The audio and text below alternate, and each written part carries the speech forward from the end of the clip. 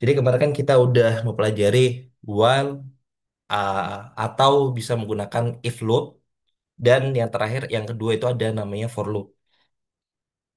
Itu yang kemarin. Untuk yang sekarang kita akan mempelajari terkait error handling, kemudian ada juga yang terkait eh, penggunaan library Pandas. Jadi ketika rekan-rekan ingin memindahkan dari data-data yang dari Excel atau spreadsheet itu bisa dipindahkan ke Colab kita. Jadi nanti kita tinggal masukkan data dari Excel dan menggunakan salah satu library yang ada di eh Colab. Oke, sebelum lebih lanjut, nih saya ingin tampilkan data yang nanti akan rekan-rekan pakai ya. Wait.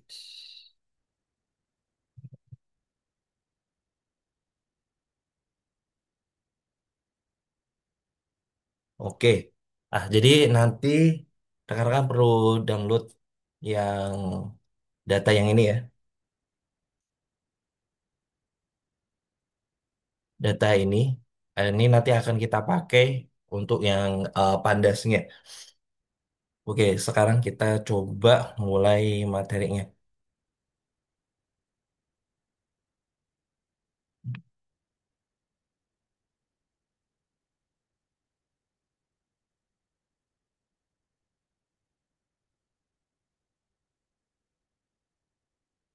Kita bikin hands on-nya.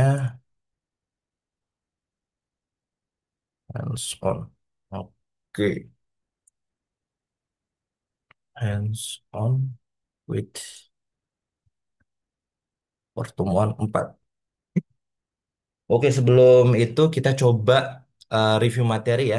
Jadi review materi tentang WAL dan juga tentang for. Jadi biar lebih jelas, WAL sama for itu kayak gimana sih bedanya.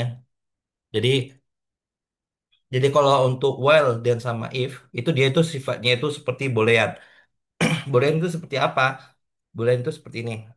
Jikalau kita menggunakan ini ya, mengenalkan suatu variabel baru yang namanya R, kemudian kita coba bikin while-nya. Jika R kurang dari ini udah nyaran nih, R10, nah ini juga bisa nih, R10 print R. Kemudian R plus sama dengan satu. Untuk yang plus sama dengan satu, ini sebenarnya artinya itu sama dengan kayak mirip banget R sama dengan R plus satu. Jadi eh, ini R sama dengan R plus satu, ini bisa disingkat ya dengan plus sama dengan satu. Jadi biar menyingkat waktu aja, menyingkat eh, tulisan. Jadi ketika kita kontrol enter, kita running, dia akan menulis selama dia itu dikurang 10, dia itu akan berputar terputar terus. Nah, itu yang maksudnya while. Kemudian untuk yang di bagian for ini biasanya kita kan biasanya pakai kata-kata i gitu. Jadi untuk for ini bisa kita menggunakan range. Tuh di sini ada in range 10. Dari bisa dari 0. Nah, jadi maksudnya for i in range 0,10 ini maksudnya itu range. Nah, di sini kita tulis awal, di sini akhir. Ini awal sama akhir. Jadi awalnya 0, akhirnya 10. Nah, untuk yang 10 di sini, ini masuknya ke urutan 10. Jadi ini indeks awalnya ya. Sorry, sorry. Ini ya indeks indeks awal, pokoknya awal lah. Dan akhir ini urutan angkanya. Jadi indeks nol, indeks nol karena ini awalnya nol ya, nol. Kemudian nih urutan angkanya yang ke 10. Lalu bagaimana kalau misalkan kita ingin membuatnya itu dalam bentuk range? For ini juga bisa kok dalam bentuk range dengan cara ditambahi akhirnya itu bukan ini sih jatuhnya, lompatan, lompatannya. Nah ini bisa nih. Jadi eh, bentukannya misalnya gini. Dia ada koma, kemudian ini dua. Nah, jadi nanti akan merompat. Ini untuk yang range. Selain range, ini juga bisa kita pakai loop yang pakai list. Loop yang list. Ini saya kenalkan karena nanti ini bakalan kita pakai banyak nih. While sama for-nya ini. Misalkan listnya ini list unif.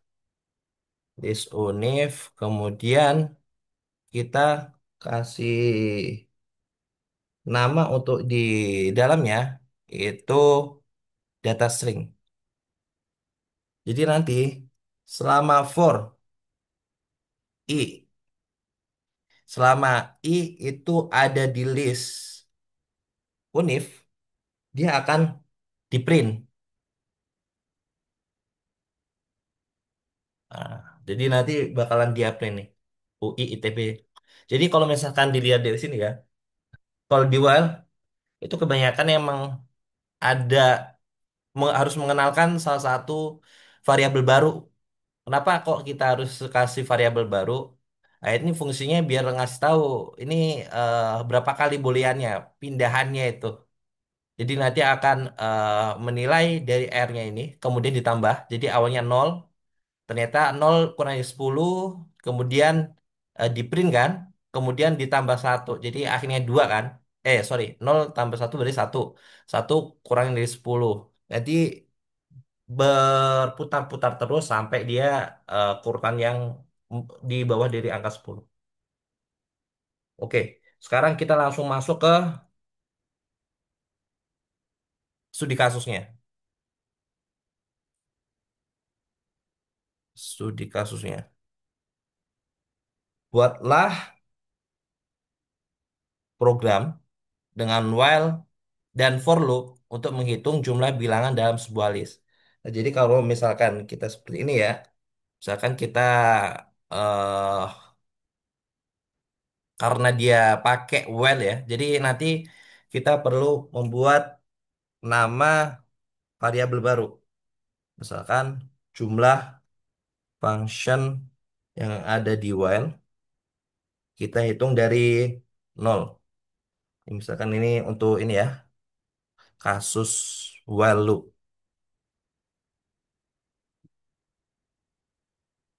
Kemudian eh karena while ya, nanti kita juga perlu pakai mengenalkan namanya indeks, indeks jumlahnya. Kenapa kita pakai indeks jumlah? Karena kalau misalkan for, sorry, while, di sini ini harus ada angkanya nih. Angkanya ini eh biar tahu, berarti kan kita harus tahu juga kan indeksnya itu angkanya berapa sih.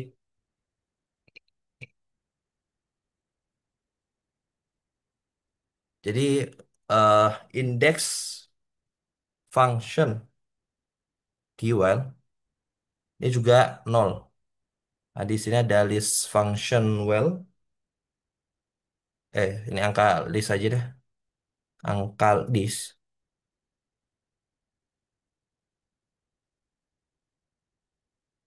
Kemudian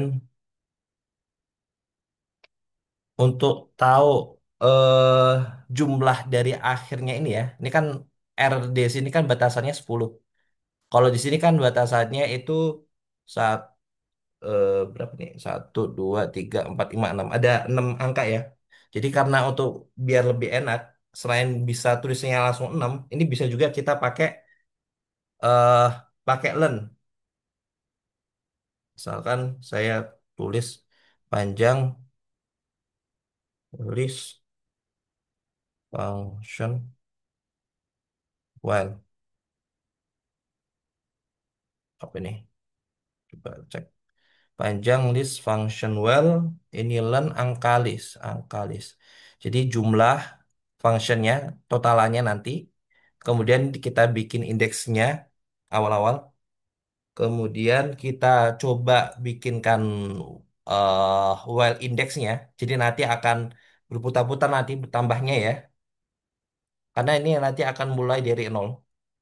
Kemudian di sini panjang list function while ini mencerminkan angka dari len ini. Jadi lennya ini 1, 2, 3, 4, 5, 6. Kalau masih ingat, len itu di pertemuan pertama itu menampilkan jumlah dari berapa yang ada di listnya. Ya, di kelompok listnya. Kemudian karena kita ingin menjumlahkan semuanya, jadi nanti kita panggil satu-satu, kemudian ditambahkan.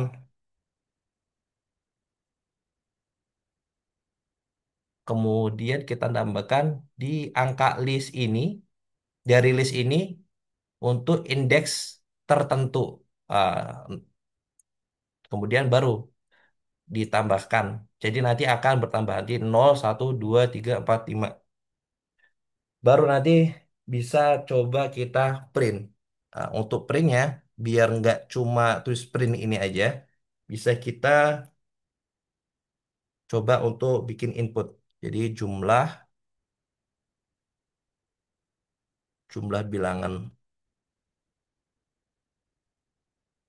bilangan dengan menggunakan while loop.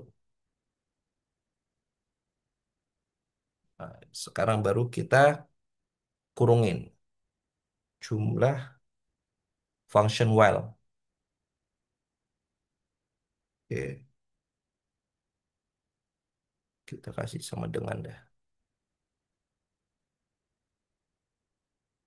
Ini 84 ya. Sekarang kita coba menggunakan yang for loop.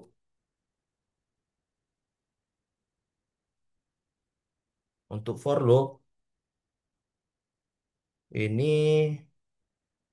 bisa, oh ini langsung muncul nih. Jumlah function for i. I ini adalah angka di dalam angka list. Angka list yang di sini. Oke. Kemudian jumlah for merupakan tambah sama dengan dari i. Angka list. Angka list. Coba. Ini kita coba. Oke. Jadi cara bacanya nih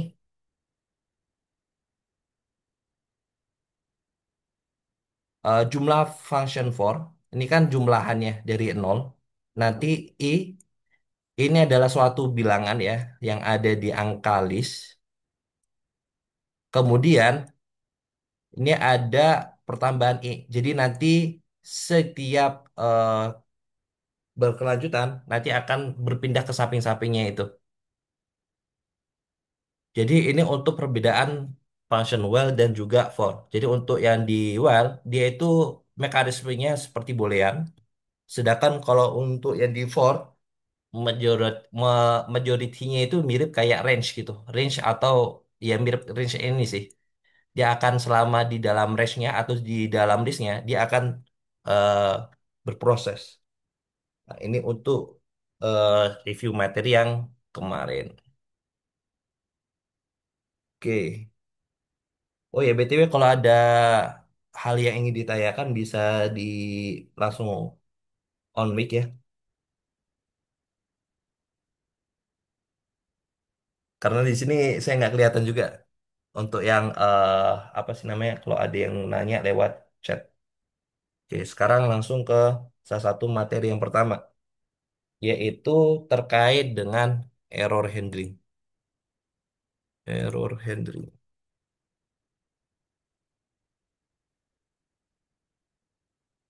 Jadi error handling fungsinya buat apa nih? Jadi error handling itu fungsinya untuk metode menampilkan output alternatif jika terjadi error pada interpretasi kode Python. Ini masuk kayak gimana? Contohnya ini. Rekan-rekan masih ingat ini nggak terkait dengan pembagian? Pembagian itu kan harus menggunakan integer ataupun float kan. Kalau misalkan string itu kan nggak bisa. Nah ini salah satu fungsinya nih.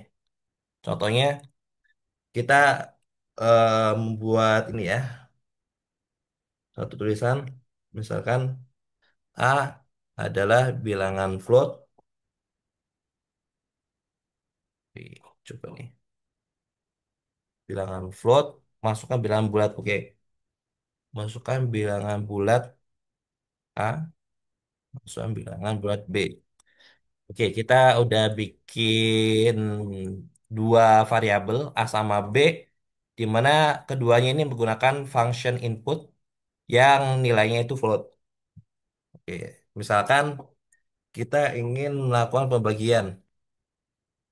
Jadi A bagi B. Hasil bagi, oke, saya cek hasil bagi dari A dan B adalah bagi. Oke, misalkan, ini misalkan kita pakai angka ya. Ini kan udah bisa dikerjakan. Tapi kalau misalkan, gimana kalau misalkan angkanya itu huruf, variabelnya huruf, kan nggak bisa nih. Munculnya ini ini bisa kita ganti dengan cara menggunakan error handling. Jadi daripada isinya itu seperti ini, suatu kode yang nggak jelas, meskipun kalau misal kita baca sih pam-pam aja, ini could not convert string to float. Jadi tidak bisa mengubah dari string menjadi float. Jadi mau nggak mau kita harus mengisinya dengan ya float aja, nggak bisa string. Daripada ngisinya ini, nanti kita perlu mengubah jawabannya dengan fungsi try and accept. Jadi fungsinya try and accept itu seperti eh, percobaan misalkan di atasnya seperti apa, nanti akan di bawahnya akan terlaksana. Nah, ini saya coba tampilkan ya salah satu studi kasusnya.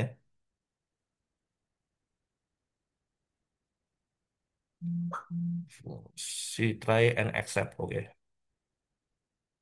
Misalkan kita melakukan melakukan ini ya, pembagian seperti ini lagi. Tapi di atasnya ini kita tambahkan try.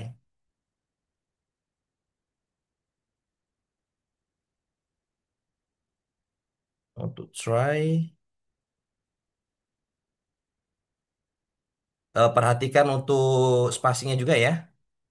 Karena spasi ini mempengaruhi urutan dia analoginya. Jadi untuk yang di try-nya, di sini ada beberapa spasi. Jangan ada di sebelah kirinya. Nah, setelah try, dia ini bisa kita gunakan accept. Kalau di rekan-rekan masih ingat yang if elif else, accept ini mirip kayak else. Jadi atasnya dulu dikerjain, kalau nggak ada ya else. Itu caranya seperti ini. Jadi cara bacanya, pertama dia akan melakukan ini, try atau mencoba untuk yang di bagian atas. Ketika misalkan inputnya salah atau gimana, dia akan mengeksekusi accept. Berarti terjadi kesalahan. Nah, misalkan kita langsung tulis A aja ya. Nah, ini langsung terjadi kesalahan. Daripada hasilnya seperti ini, nah ini bisa kita ganti ini. Fungsinya buat apa? Kayak kalau rekan-rekan pernah ngisi, eh, saya nggak tahu ya, lupa pernah napin apa enggak. Jadi ada yang isinya itu tentang memasukkan nilai UTS, UAS sama praktikum. Untuk pemasukan UAS dan sebagainya, nilai itu kan float. Nah, kalau misalkan rekan-rekan tulisannya itu A atau huruf, itu kan nggak bisa bekerja. Nah, itu jadi biar tahu dia jangan yang penginputnya atau penggunanya itu biar tahu, oh ternyata saya jangan menulis yang huruf, tapi harus menulisnya numerik. Ah, itu jadi bisa tampil di sini. Jadi bisa ketampil Excel daripada tulisannya seperti ini. Jadi biar bisa lebih personalized lah. Atau di kasus lain, eh ini saya coba ini ya menampilkan studi kasus. Misalkan kita menggunakan studi kasus yang ada pada import. Ini pertemuan yang ketiga sih terkait import random. Jadi import yang dimana dia itu isinya itu random banget. Maksudnya kayak gimana? Untuk pengingat, untuk random itu misalkan nih kita bikin import random dulu.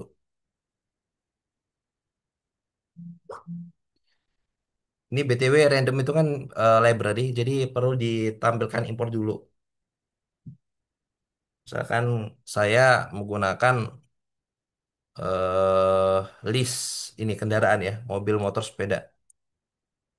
Kemudian saya ingin menampilkan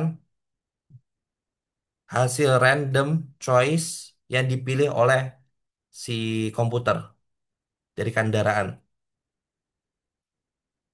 Nah, ini sepeda. Ah, ini misalkan kita tekan-tekan terus-terus, ini akan berbeda berbeda terus nih, mobil, sepeda gitu. Jadi ini untuk yang di bagian random. Ah, gimana kalau misalkan kita coba menggunakan ini ya, random ini pada list yang ada huruf dan juga angka. Dan kita coba bagi gitu. Jadi nanti kita perlu mencoba-coba terus sampai dia itu hasilnya itu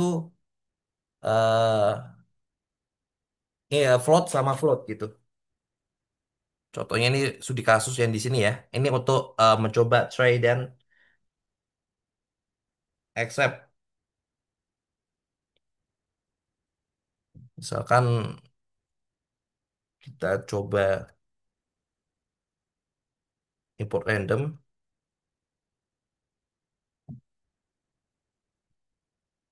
kemudian kita coba bikin suatu list yang dimana isinya itu ada angka,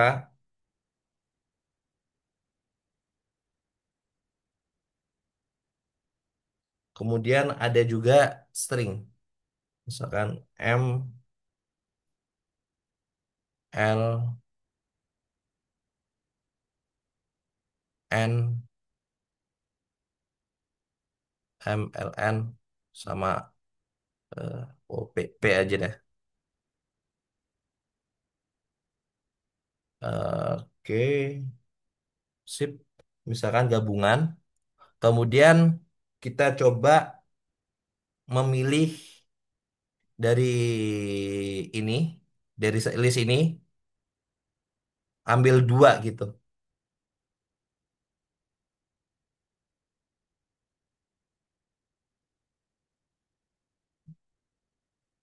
Oke, ambil dua. Kemudian coba kita langsung tampilkan eh dia printnya itu dia memilih apa sih? Pilihan satunya itu nanti pilihan satu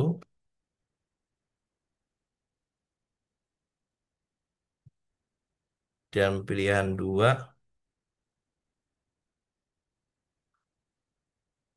Jadi ini untuk memilih dua angka atau dua huruf atau salah satu angka atau salah satu huruf yang ada di sini. Pokoknya random. Nah, ini untuk menampilkan ya printnya seperti apa.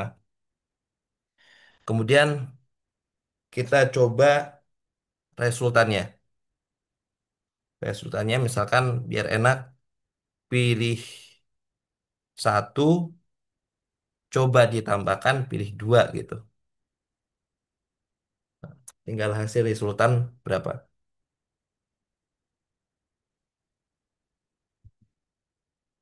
Wah, ternyata bisa juga nih. Coba kita daripada plus. Oh ya, plus itu ternyata bisa ya. Yang string sama string. Coba eh yang nggak bisa dilakuin. Itu pembagian. Oke, ini nggak bisa nih. Karena apa? Karena ini ada dua, ini ada L. Coba L ini saya ganti yang huruf beneran kelihatan. Ah, coba. Ini P sama P nggak bisa. Nah, ini baru bisa. Jadi kita perlu merunning sampai dia bisa. Nah, ini modelannya modelan, sorry nih saya ngomong di sini. Seperti eh, judi kan. Kalau judi online itu bisa diatur persentase choice-nya berapa. Ah, ini mekanismenya mirip kayak gitu.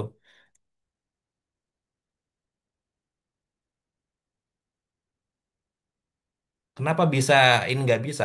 Karena yang pilihan satu ini adalah tipenya itu string. Coba kita tampilkan juga ya. Pilihan satu, pilih satu, saya tampilkan print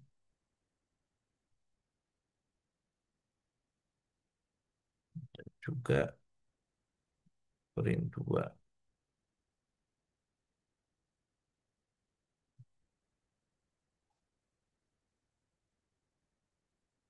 Oh ya, ini kalau misalkan rekan-rekan kepengen nyoba enter tapi di jawabannya, ini bisa tulis saja print dalam kurung kosongan. Nah, ini string sama string ya, jadi pembagian nggak bisa.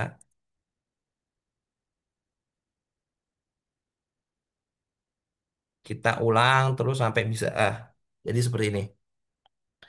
Gimana kalau misalkan daripada kita pencet running-running terus, tapi dia langsung otomatis berputar-putar, dalam menggunakan loop gitu ya. Ini bisa juga kita lakuin. Ini jadi mirip penggabungan antara error handling dan juga perintah yang ada di loop. Jadi sampai kita berhasil gitu.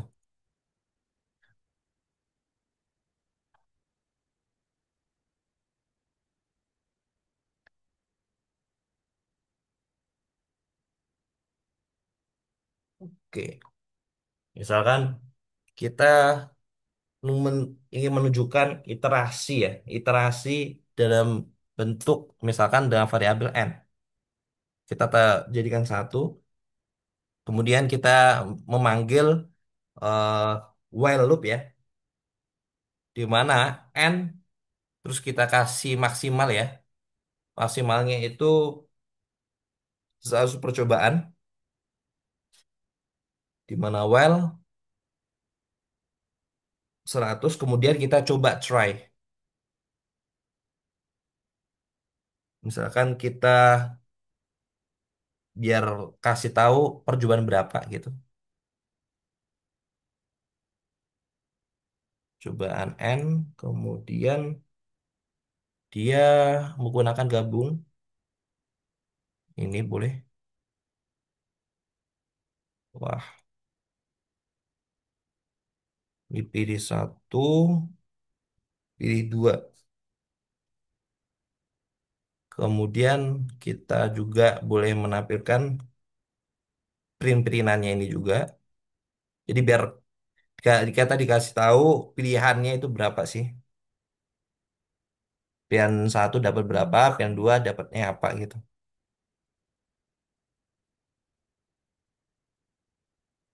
Baru kita coba resultan. Resultan, kemudian boleh print hasil resultan, terus di break, terus accept. Oke, boleh. Jadi, cara bacanya nih ya. Ini misalkan kita mengenalkan data apa ya, variabel iterasi dengan mulai dari satu, kemudian kita kasih batasan percobaannya maksimal itu 100 dan ini kita kasih error handling. Jadi try, pertama dia akan melakukan try, percobaannya ini misal ke N berapa ya. Kemudian nih, ini adalah datanya, gabungannya.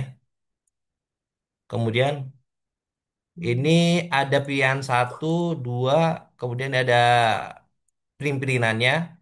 Dan ini kita biar biar kita tahu ya, apakah dia itu eh pembagian apa ya, operasi matematika yang floating sama integer itu kita bisa pakai pembagian atau pengalian. Karena pembagian sama pengalian itu kalau misalkan ada integer, kalau misalkan ada string atau yang data huruf itu nggak bisa dilakuin. Kemudian ini kita tampilkan print hasilnya berapa, terus baru di break atau berhenti. Kalau misalkan nggak bisa, ini kita bisa kasih dia akan memencet print except ini. Atau misalkan kita ganti daripada terjadi ini percobaan ke N gagal barangkali ini.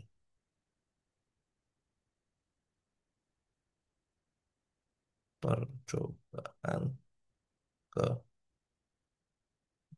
N gagal. Jadi selama dia nggak bisa dapat dua-duanya itu float atau integer, di sini dia itu akan eh, ber, menilai bahwasannya itu gagal dan dia akan berpindah ke atas ini. Oke, oke, langsung kita. Oke, nah ini udah ada hasilnya nih. Jadi perjuangan ke satu ternyata dia gagal, perjuangan dua dia itu gagal, perjuangan ketiga dia gagal sampai dia akhirnya perjuangan ke tujuh dia itu berhasil gitu. Oh ya ini kalau misalkan karena kan lihat ini kan agak jengkel ya, nyambung-nyambung. Jadi buat tambahan, ini saya kurang tahu udah eh, dikasih tahu atau belum. Jadi selain kita bisa menggunakan print, itu kita bisa pakai ini loh, tanda strip yang miring kanan, terus N. Itu juga bisa dilakuin, bisa dipakai. Fungsinya buat apa? Kalau misalkan kita ingin di sini ada batas-batasan, kita bisa bikin kayak gini.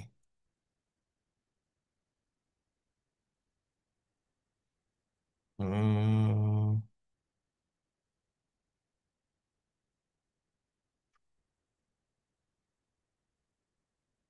ini N. Jadi nanti hasil dari gagalnya ini, dia nanti akan ada spasi gitu. Oke, coba di ini. Jadi setelah ini accept, di sini ada spasi sampai hasil akhirnya ini. Nah, jadi ini maksudnya ini dia itu spasi mirip kayak ini cuy, print,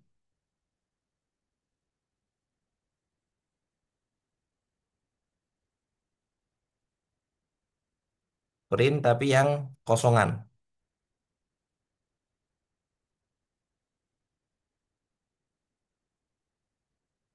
Nah, gitu. Oke, ini untuk yang materi yang pertama yang terkait dengan error handling. Sekarang kita masuk ke materi library Pandas.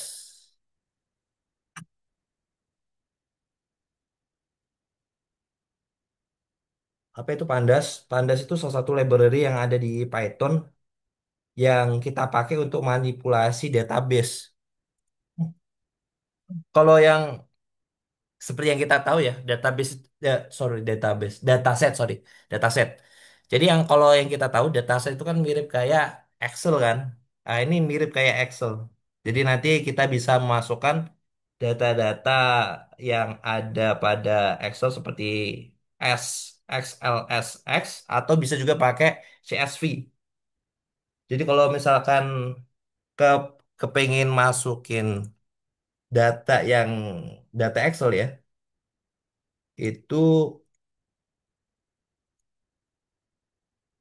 itu bisa pakai ini. Sebelumnya ingat harus ada import pandas. Jadi ini karena dia library, jadi harus ada import di depannya. Kemudian daripada kita nulis untuk manggil library pandas-pandas karena dia panjang, biasanya kita eh, ada kebiasaan daripada nulis pandas, kita tulis PD. Jadi nanti setiap ada PD-PD itu sebenarnya itu singkatan yang ada pada pandas itu sendiri. Baru misalkan nih ada data satu yang ada dari misalkan dari rekan-rekan ingin data tabulasinya dikasih nama data satu itu juga boleh. Kemudian ditulis PD atau bacanya pandas. Library pandas functionnya itu di read Excel. Excel. Nah, read Excel. Kemudian baru deh kasih tahu tempat naruhnya di mana. Misalkan nih ada konten untuk contoh titik S L S X. Ini untuk yang eh apa sih namanya? Yang ada di Excel ya. Kalau misalnya datanya itu ini data dari Excel yang umumnya. Kalau misalkan datanya itu Excel tapi yang CSV itu juga bisa pakai yang kodenya itu ini diganti Excel tapi di CSV. Kayak gini. Jadi ini untuk pengenalan awalnya. Sekarang kita langsung ke bagaimana cara untuk menginput datanya. Sebelumnya kami udah naruh ya yang ada di draft. Di sini ada tulisannya California Housing Test. Itu bisa dimasukkan ya di sini. Atau misalkan di sini rekan-rekan bisa pencet di sini di file. Nah, di sini biasanya ada muncul sampel data. Ini saya nggak tahu ya. Yang housing test ini mirip kayak yang data ini atau gimana. Tapi saran saya rekan-rekan tetap perlu download ini dan bisa dimasukkan ke sini. Oke, cara untuk memasukkannya ini cukup simpel sih. Jadi kalian bisa menekan ini file, kemudian buka directory yang kalian punya, baru deh masukkan datanya. Misalkan saya mau pakai Excel ya, nah, ini harus diperhatiin propertiesnya apa sih? Nah, ini ada CLS X, eh, XLSX. Ah, ini bisa ditaruh. Nah, tinggal di drag and drag aja. Jadi ini di drag and drag masuk ke sini. Kan nih, saya ganti ini. Bisa. Untuk datanya ini pakai CSV, tapi kalau yang di sini nanti saya akan coba pakai CSV juga sih, biar biar rekan-rekan nggak perlu ngubah-ngubah data CLS apa Excel-nya. Oke, yang pertama kita panggil dulu file yang ada di sini ke workspace-nya kita. Kita tulis import pandas,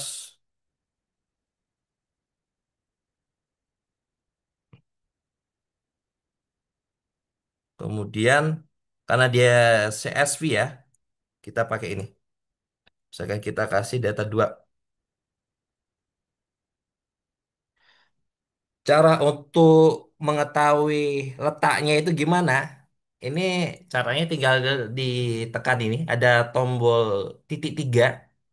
Ini tinggal ditekan aja. Di sini nanti akan muncul download, rename file. Ini juga bisa rename atau delete file. Ini ada copy paste. Nah, ini copy paste-nya bisa ditekan, jadi bisa langsung eh, ke copy ya letaknya di mana dan tinggal di copy paste di sini di tiban aja. Nah, jadi akan tampil seperti ini. Langsung coba kita print ya data 2.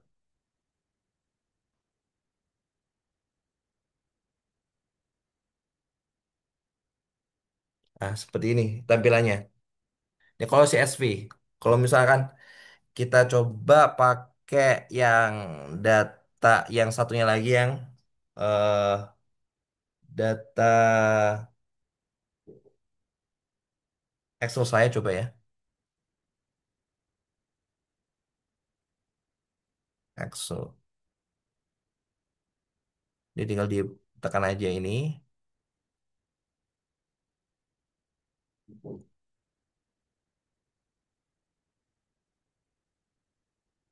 Wih, oh iya, belum. Data 2. Ah, seperti itu. Coba ini tampilkan data 2. Nah, jadi biar enak, bagusnya sih daripada print ditulis ini aja ya, langsung data 2-nya gimana tampilin. Jadi sama aja eh CSV atau yang Excel. Ya yang penting ini hanya aja sih. Kita tahu file yang kita gunakan itu CSV atau pakai Excel. Oke. Yang pertama, setelah kita tahu caranya input nih, pasti kan kita kepengen tahu tuh. Cuma kalau misalkan kita pakai sort, mensort atau mengurutkan, atau kita kepengen tahu ya 5 data di atas atau berapa data di atas itu juga bisa kita lakuin di sini. Kalau untuk mengetahui angka-angka yang ada di atas, itu kita pakai fungsi yang namanya head, fungsi head. Kita pakai fungsi head. Nah, untuk fungsi head ini, pertama misalkan kita ingin barangkali langsung kita tekan aja ya. Jadi data 2 titik. Jadi data 2 ini merupakan ini cara bacanya. Ini ada data tabulasi 2. Terus kita menggunakan function head. Tinggal di control enter. Nah, jadi untuk yang head ini, fungsi head, ini secara defaultnya itu dia cuma menampilkan 5 aja. Secara default itu. Defaultnya cuma 5. Gimana kalau misalkan kita ingin menampilkan lebih dari 5 itu? Misalkan mana nih? Lebih dari 5 data ya. 5 baris di baris. Ingat ini baris ya, ini baris, ini kolom. Kalau vertikal kolom, samping horizontal baris. Kepengen lebih dari 5 baris. Ini kita juga bisa pakai data head, tapi di dalamnya kita tambahkan. Misalkan kita ingin menampilkan 10 baris, 10 data. Nah, ini bisa.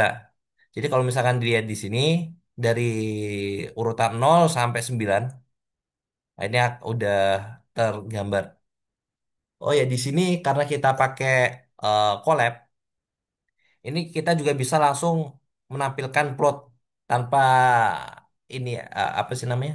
Tanpa pakai code-code. Ini tinggal ditekan ini. Ini juga bisa menampilkan plot kok. Nah, ini berdasarkan eh, per kolomnya. Ini bisa dipakai. Ini tinggal dimatiin. Tetapi ini ya, kembali lagi ke ini materi yang head ini, fungsi head. Ini dia ada keterbatasan, yaitu dia itu cuma maksimalnya cuma sampai 60 data atau 60 baris. Coba nih, kita tampilkan 61 misalnya. Ah, kalau 61 atau dia ini kan dari nol ya. Makanya ini sampai 60. Jadi di sini kelihatan 61 rows, 9 kolom. Jadi kalau misalkan dia lebih dari 60 rows, 60 baris, dia itu akan bentukannya sini. Jadi nggak bisa kelihatan semuanya. Tapi kalau misalkan kita ubah jadi 60 pas atau batasannya, batas maksimum, ini kita bisa scroll up, scroll down. Nah, ini ada dari kerutan nol atau kurutan yang satu sampai kurutan 59 atau 60. Jadi batasannya itu di 60. Ini yang untuk yang fungsi head. Kebalikannya dari head, misalkan kita kepengen tahu bawahnya aja ya, itu kita bisa pakai fungsi tail.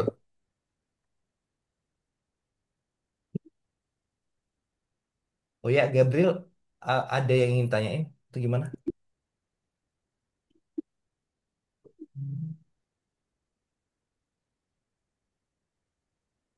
Oh, ini kelihatannya ke open mic ya.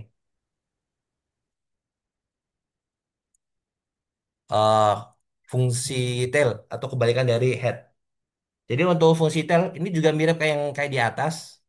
Kalau misalkan kita pakai default, dia itu hanya menampilkan 5 data yang terbawah. Dan itu ini juga sama, dia itu maksimalnya itu cuma yang ada di 60. Misalkan eh kita 61. Nah, nanti bentukannya seperti ini. Jadi 61 angka dari bawah, tapi kita nggak bisa scroll up, scroll down.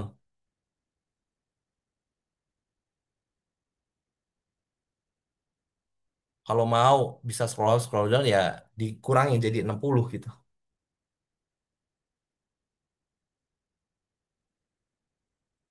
Ada juga fungsi lain, misalkan kita kepengen sort A sama sort down-nya, sortnya, mengesortingnya itu bukan berdasarkan urutan ya, tapi berdasarkan angka per kolom nih. Misalkan angkanya, ini coba kita lihat ya datanya. Ini Hoshi median edge. Ini karena ada median edge ya. Misalkan kita coba mengurutkan berdasarkan umur gitu. Misalkan umurnya dari paling yang termuda, rumah yang paling baru dibangun, sampai yang paling tertua. Ini bisa kita lakuin menggunakan fungsi sort.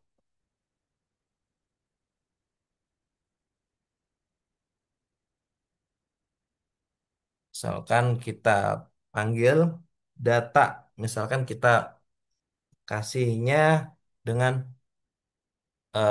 BTW kalau misal sort ini secara tidak langsung ini akan mengubah ini ya, apa namanya, urutan-urutan ini. Jadi mau nggak mau kita menambahkan satu variabel baru buat ngasih nama. Misalkan kita kasih variabel baru namanya data sorted atau data yang tersortir. Data tersortir, terus ini data di dua, data dua, tabulasi dua, kemudian kita sort berdasarkan value. Value, value-nya bisa host median age. Tadi apa tadi? Host, host median age. Host berdasarkan by host median age. Oke, data sorted. Oke, tinggal. Kalau misalkan dia dari sini, ini sudah tersortir berdasarkan umurnya. Ini dari 1 sampai dengan 52 alias dari termuda sampai tertua. Gimana kalau misalkan kita balik? Kita coba yang tertua sampai dengan yang termuda. Ini juga bisa. tertua sampai termuda. Kita masih bisa pakai ini. Ish.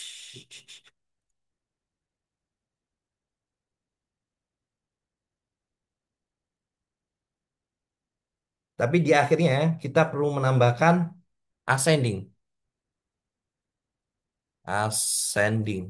Ascending itu artinya itu kan eh, menaik ya, menaik dari kecil sampai yang terbesar ascending.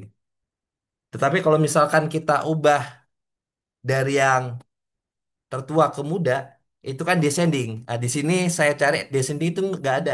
Jadi kita mau nggak mau pakainya ascending. Terus kalau misalnya kepengen descending atau yang dari besar ke kecil, itu tinggal diubah aja. Jadi kita pakai boolean nih. Jadi ascendingnya itu di false. Jadi kita negasikan. Oh ternyata ascendingnya salah. Jadi alias dari tertua sampai termuda. Seperti ini. Jadi tertua sampai muda. Kalau misalkan kita true, misalnya di sini ya, kita ubah jadi true. Jadi beneran ascending mirip kayak yang di atas ini. Kita kembali lagi ke false. Jadi kalau misalnya kepengen descending dari besar ke kecil, berarti kita pakai false, pakai boolean ascending ini. Dan kita coba sorting by value untuk dari nilai housing median age.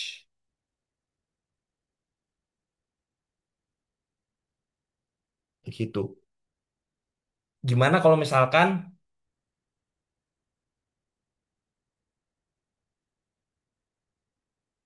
eh kita menggunakan data creation. Tes, tes, tes. BTW suara saya masuk atau enggak?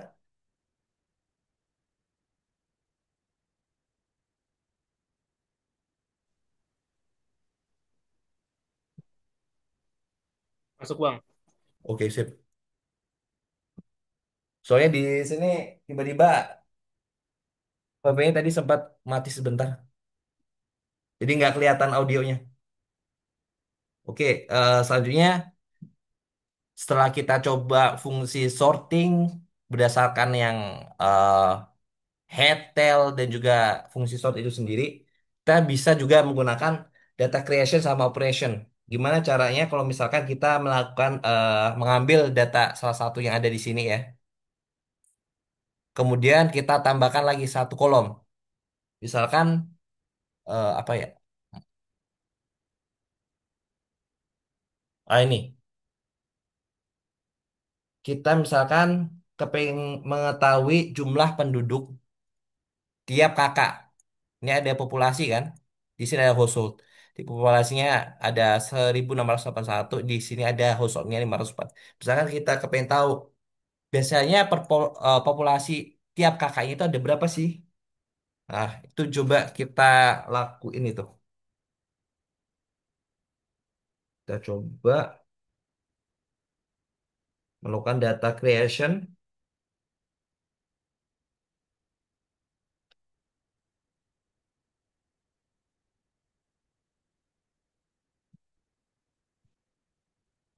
Salah.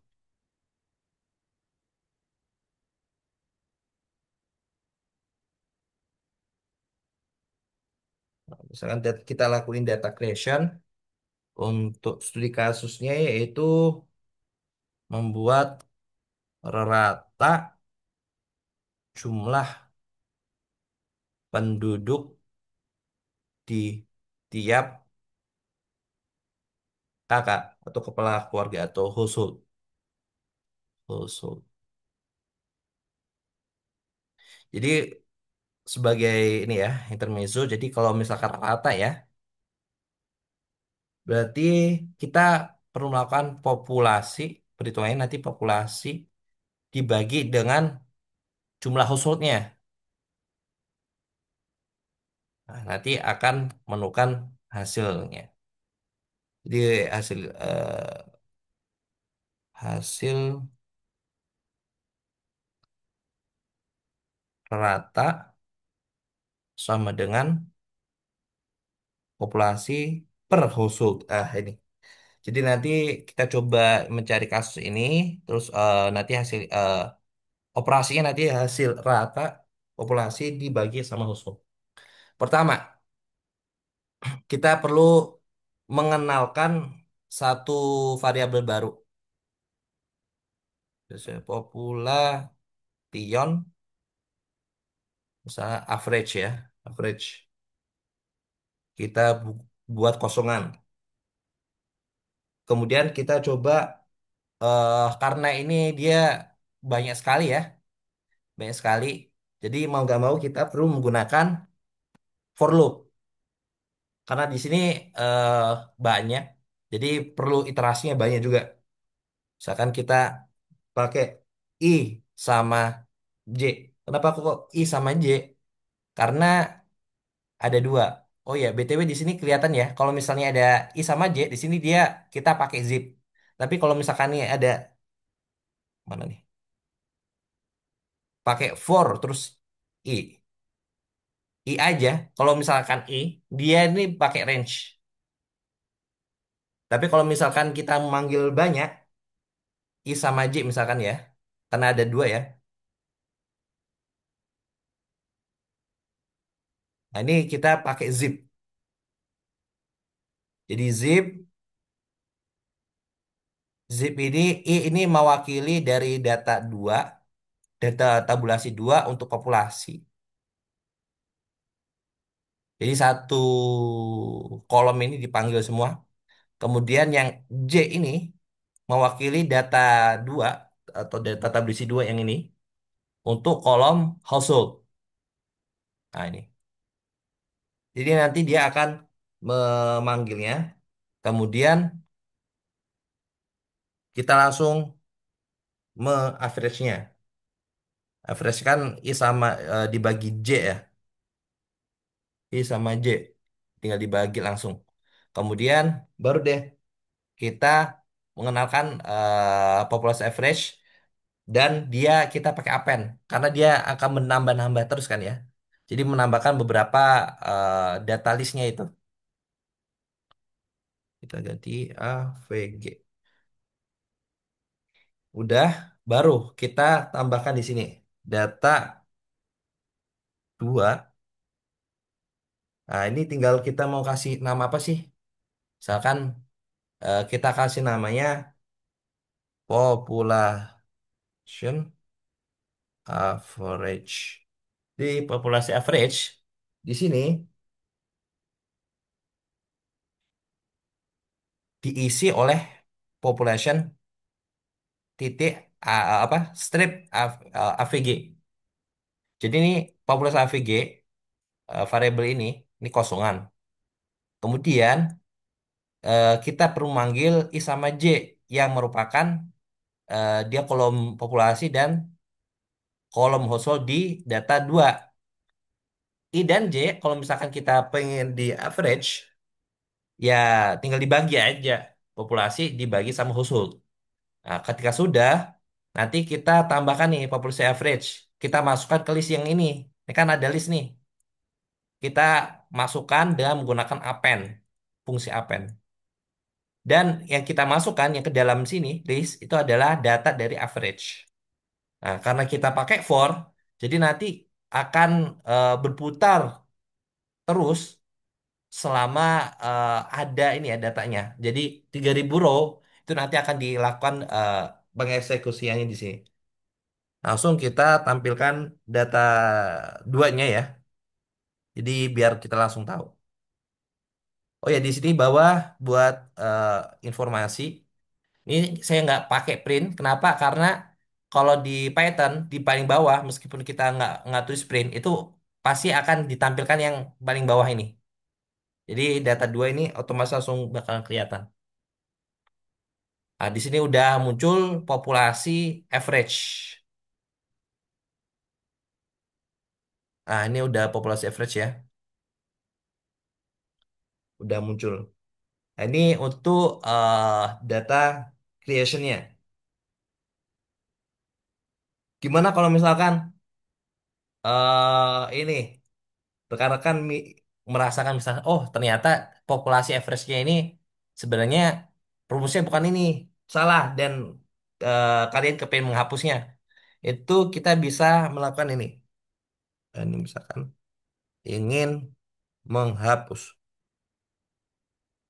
atau menghapus yang lain dah, apa yang kepengen dihapus. Total bedroom aja kali ya. Total bedroom, barangkali misalkan kita kepengen menghapus total bedrooms, ini juga bisa. Ingin menghapus total bedroom aja.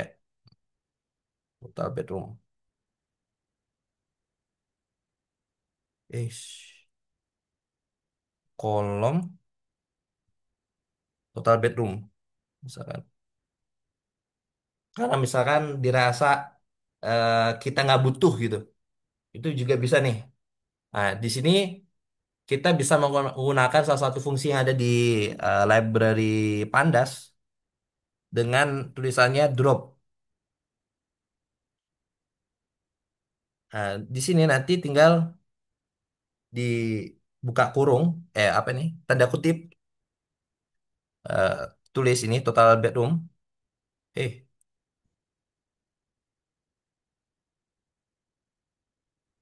kemudian kita pakai aksi satu. Aksi satu ini fungsinya apa? Aksi satu ini sebenarnya fungsinya itu buat ngasih tahu sih. Kalau satu itu dia itu mencerminkan kolom. Kalau aksisnya nol, nah itu artinya itu baris. Dan ini kita kan kepingin menghapus kolom ya. Jadi kita pakai aksis satu. Kemudian baru eh, ada yang terakhir itu namanya in place true.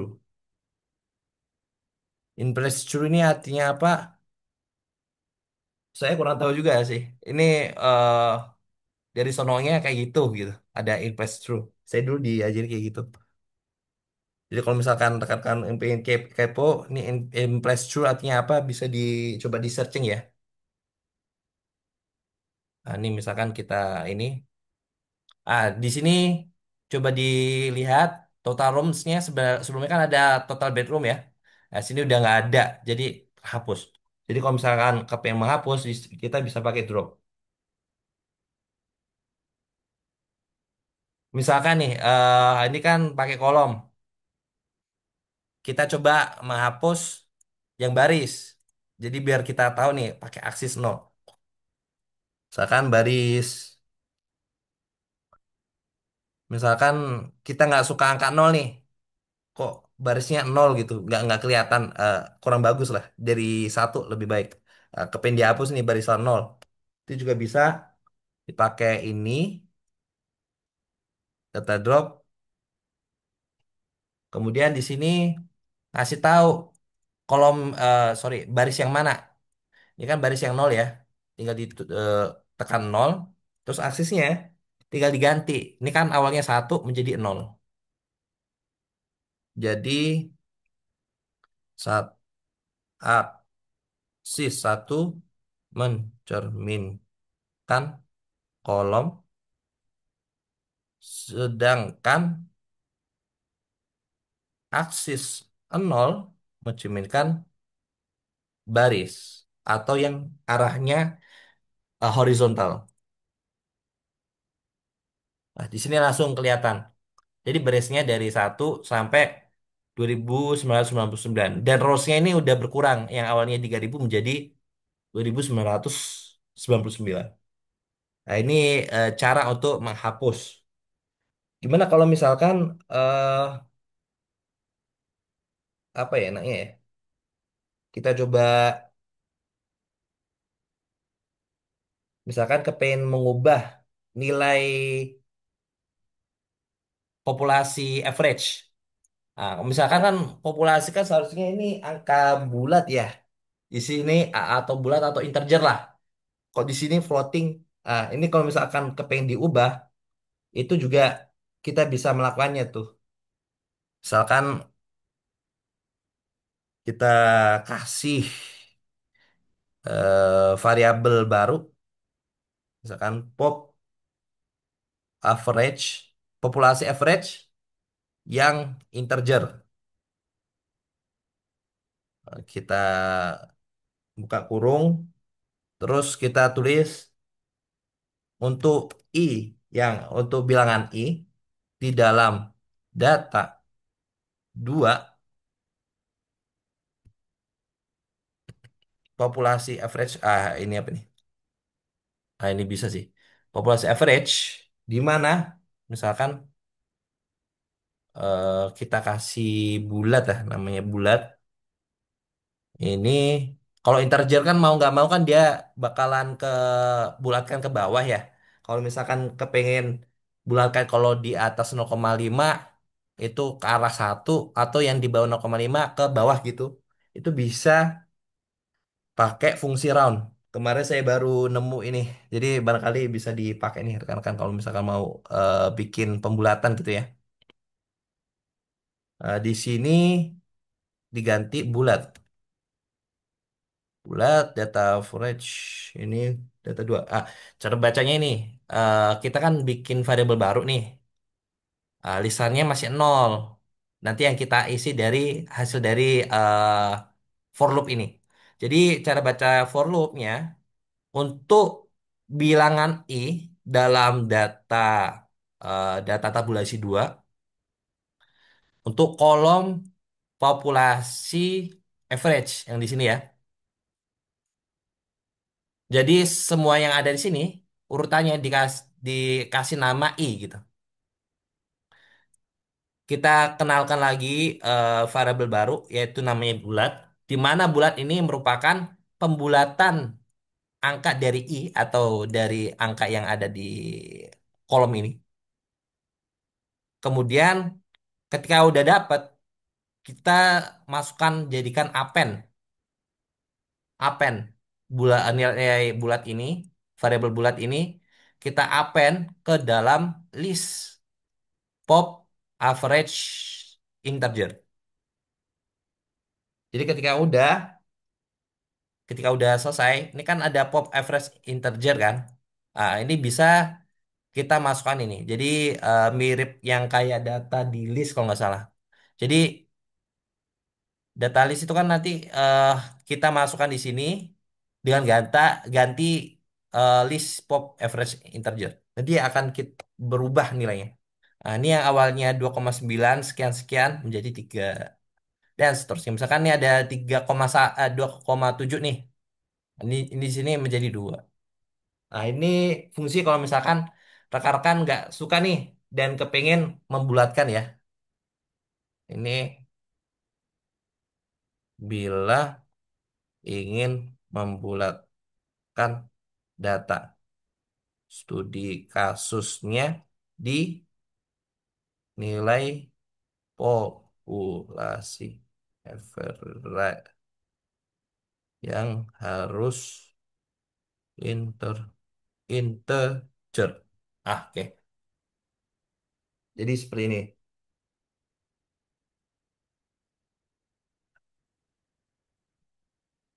Jadi untuk eh, materi data creation dan operasi, atau data yang materi yang kedua, insya Allah ini udah cukup. Dan sekarang kita masuk ke pembahasan yang ketiga atau sebelum selesai ya, yaitu pembahasan terkait dengan data export. Kalau dipikir-pikir, kalau saya sih biasanya data export sih pakainya di Excel ya. Kalau di sini agak riuh gitu. Tapi ini kita coba berikan. Jadi buat opsi rekan-rekan kalau misalkan kepo dan kepengen naruh di situ, taruh data di sini. Kalau saya sih biasanya data ekspornya sih eh dari Excel, kemudian baru diimport ke sini gitu. Baru nanti datanya saya download. Biasanya downloadannya bisa lihat di sini. Di sini kan ada file, dipencet di download. Tapi coba kita bahas di sini ya. Misalkan kita coba studi kasus, kita bikin angka dari urutan in range ya. In range angkanya dari 0 sampai dengan urutan ke 100. Terus 20 sampai urutan 120. Misalkan kita buat code X adalah Ini langsung muncul.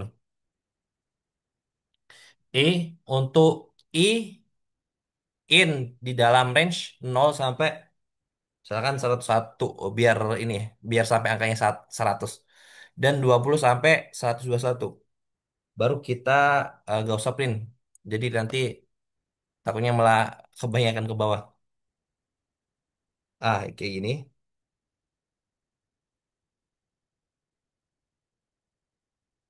Kemudian kita pakai eh fungsi data frame. Misalkan nih data ini studi kasus ya. Data studi kasus. Ini dah. Data studi kasus. Di mana pandas data frame. Oh ini. Pandas data frame. Data studi kasus. Oke, coba. Seperti ini. Jadi nanti dalam kurung ini. Ini bisa juga rekan-rekan tulisannya itu seperti yang ada di dictionary ya. Dictionary kan bisa kayak gini. Itu juga bisa. Eh, jadi bisa disesuaikan. Bedanya dictionary sama ini gimana? Kalau Pandas ini kan bentukannya langsung tabulasi ya. Kalau misalkan yang materi yang kita yang di pertemuan pertama, yang apa sih namanya, data yang di dictionary, data studi, misalkan itu modelannya, misalkan saya coba tampilkan. Oke. Hmm, oke, oke, oke.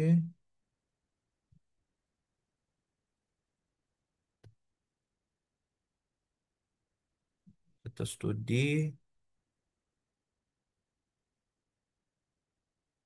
data studi.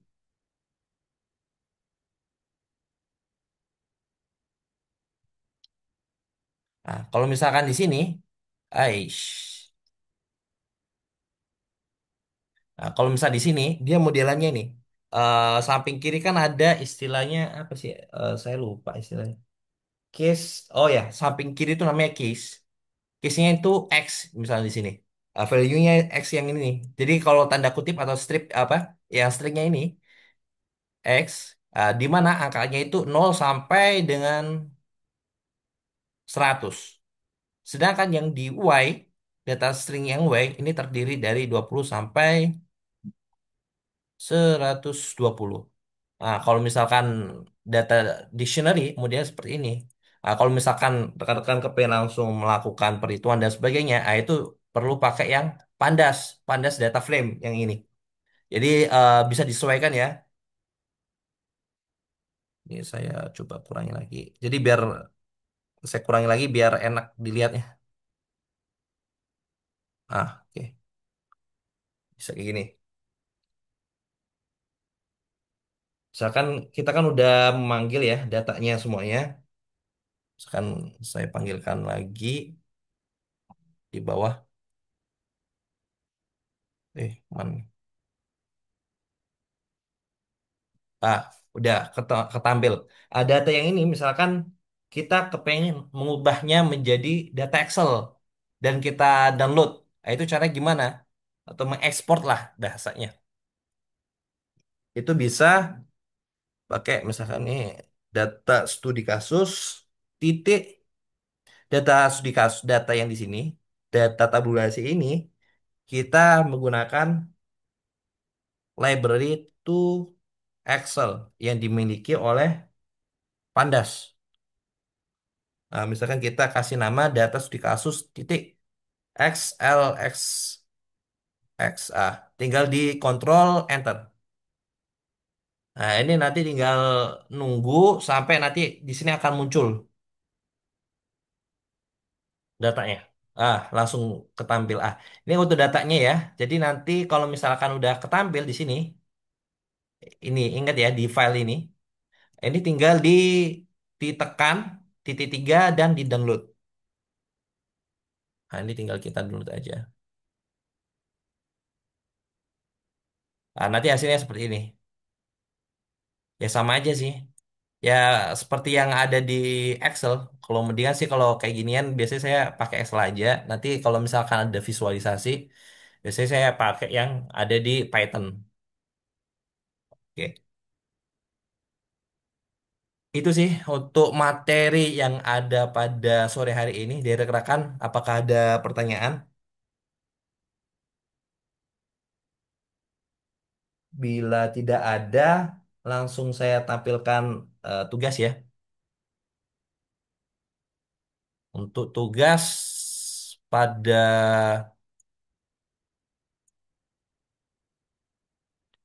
ini, wait, bentar dulu. Pada sore hari ini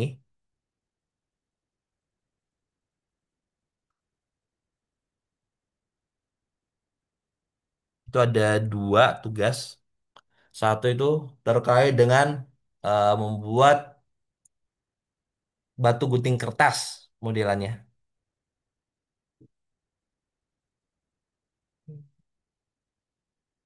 Wait, bentar dulu saya lagi ngerapin ini.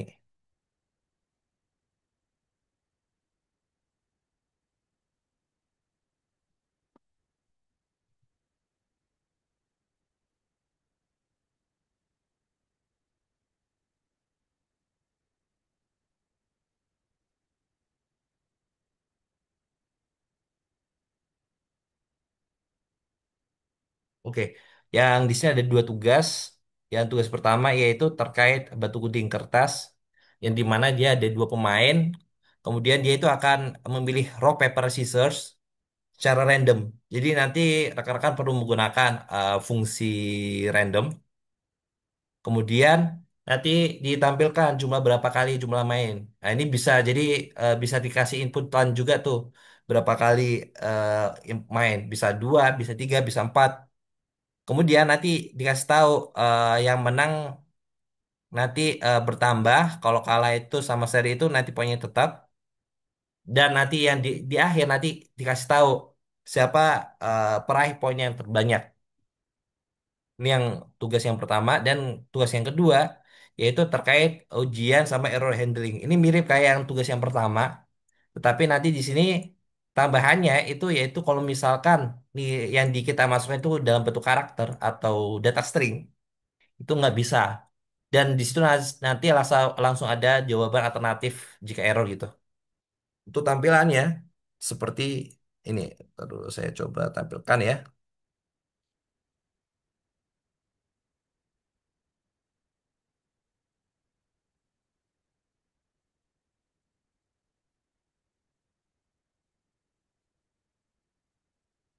Mana? Oke. Nah, di sini ada tampilan ya. Masukkan jumlah main. Misalkan saya masukkan 5 kali. Nah, ini langsung tampil permainan satu, yang satu ini milihnya apa, pemain dua milihnya apa, terus yang menang siapa. Sampai 5, terus baru hasil akhirnya pemain satu menangnya 1 kali, pemain dua menang 2 kali. Berarti yang menang kan dua tuh. Misalkan kita ubah jadi 3 misalkan. Nah, bisa kayak gini. Ini yang batu gunting kertas. Dan yang tugas yang kedua yaitu terkait dengan nilai rata error handling. Misalkan satunya unit utasnya saya tekan A gitu. Nah, di sini langsung ada tulisannya, setelah input hanya angka yang diterima. Tapi kalau misalkan saya benar-benar tulisnya angka, di sini nanti akan menampilkan ratanya itu berapa nih? 60 jadinya. Jadi nanti modelannya seperti ini. Fungsinya error handling itu, jadi kalau misalkan rekan-rekan bikin executable file, dan misalkan kita ter, ketekan huruf atau karakter yang lain. Nah, di sini langsung tampil setelah input bukan tulisan yang eh, kacau balau seperti ini. Taruh.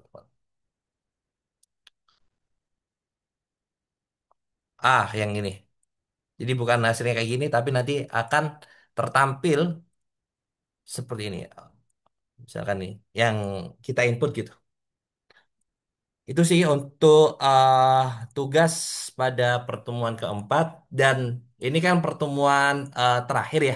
Pertemuan terakhir yang ada tugasnya. Di sini kalau rekan-rekan lihat ini sampai 1 sampai 4. Jadi harapannya nanti di pertemuan 5 rekan-rekan perlu menyelesaikan semua tugasnya. Pertemuan 5 berarti di tanggal 6 Agustus ya. Itu perlu diselesaikan karena kalau misalkan di tanggal 6 itu pas waktu di kelas di sini nanti akan menjelaskan semua terkait tugas-tugasnya dan nanti kayak gimana sih cara-cara untuk mengerjakannya. Jadi nanti di file ini, folder ini pengumpulan tugas akan saya tutup share-nya. Jadi cuma nggak editor lagi, tapi cuma melihat aja. Jadi maksimal untuk semua tugas termasuk dari pertemuan pertama yaitu di tanggal boleh lah tanggal 6 sebelum kelas. Karena pas waktu kelas nanti pertama kali saya tekan itu yaitu di sini ngubah share-nya menjadi apa sih namanya? Menjadi cuma by lihat aja. Itu sih untuk di materi pada sore hari ini. Dari rekan apakah ada pertanyaan?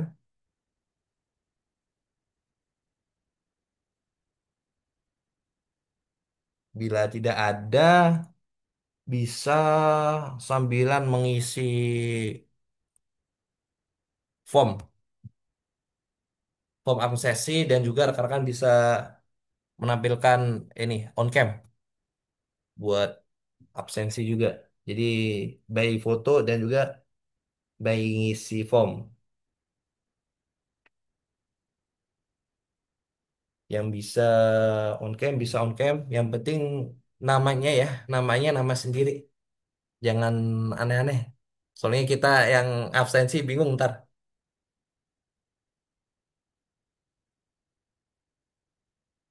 Ayo kami masih bisa nunggu.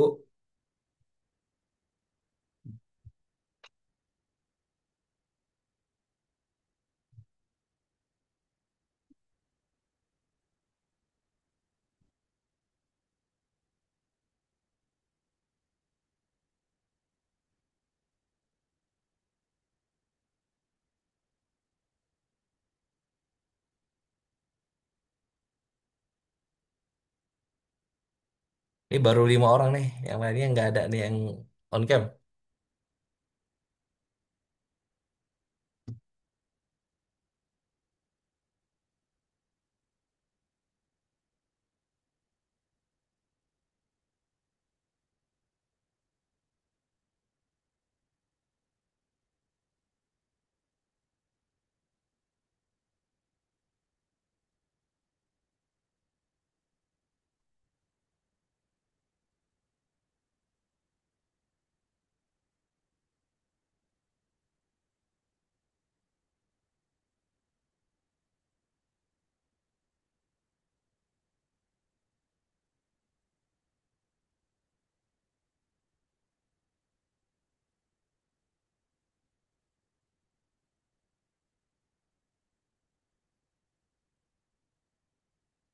Oke, saya rasa saya coba aba-aba ya untuk fotonya. 1, 2, 3, cheese.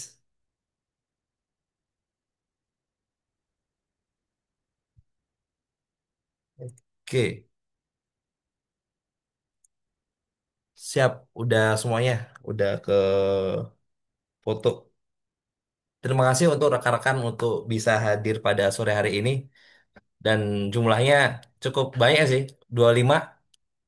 Harapannya sampai besok hadir ya. Jadi biar tahu tugas-tugasnya itu caranya buat apa sih namanya pengerjaan kayak gimana. Harapannya semuanya rekan-rekan hadir. Eh, itu dari saya. Wassalamualaikum warahmatullahi wabarakatuh. Selamat sore. Selamat sehat. Oke, saya izin untuk end meeting ya. Terima kasih semuanya.